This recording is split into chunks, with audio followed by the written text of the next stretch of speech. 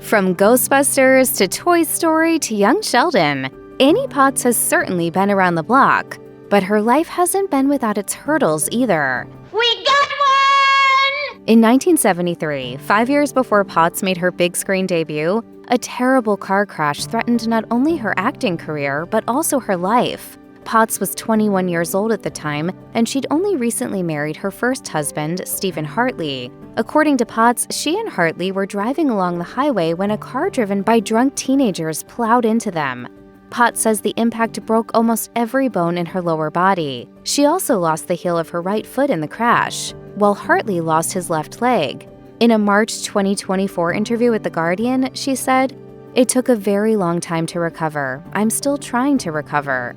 Potts has had over 20 orthopedic surgeries as a result of the crash, including an ankle replacement in 2022. About a decade before that procedure, strength and conditioning specialist Dr. Greg Van Vacaris, who began working with Potts sometime after her accident, had noted that her ankle was often a source of trouble. He said, "An acute flare-up in her arthritic ankle can be extremely debilitating and painful for her." Despite the pain, Potts is very energetic and continues working to stay active and healthy. Meanwhile, Potts' love life seems to have been as rocky as her physical well-being. She married Stephen Hartley in 1973, but the two went their separate ways in 1978.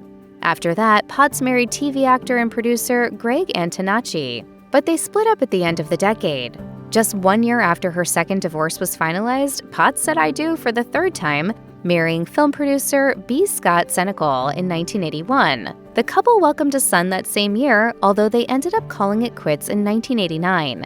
Speaking to Glamour in 2022, Potts admitted that after her third divorce, she was kind of over the whole romance thing. She said, "It was like, why did I think I needed somebody else? I was totally self-sufficient and taking care of myself and happy about it. I had my son in tow and life was good." But she soon met her fourth husband, producer James Heyman. The two wed in 1990 and have been together ever since, welcoming 2 more sons along the way. In a 2018 interview with Closer, Potts explained that she knew Heyman was the one when she saw how well he got along with her firstborn. As for her career, well, it's been impressive to say the least. Who are you going to call? Ghostbusters! Sadly, in May 2024, Young Sheldon came to an end after 7 seasons, and it was rather difficult for Potts to say goodbye. She told the Daily Beast, "I really don't understand why they canceled it because it's the #1 comedy on network TV.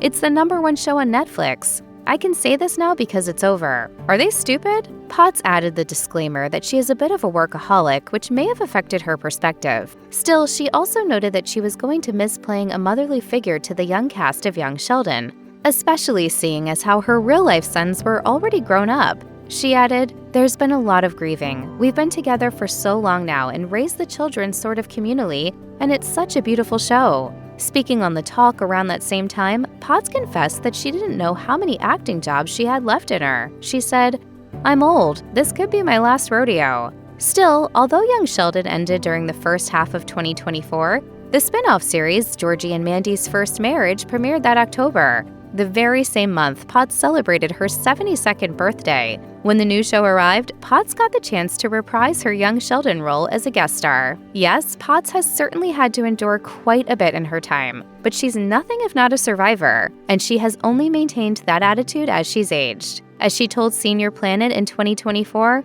"It's like, man, this is great, because I almost didn't have it, so I just try to relish it. I have an appetite for life."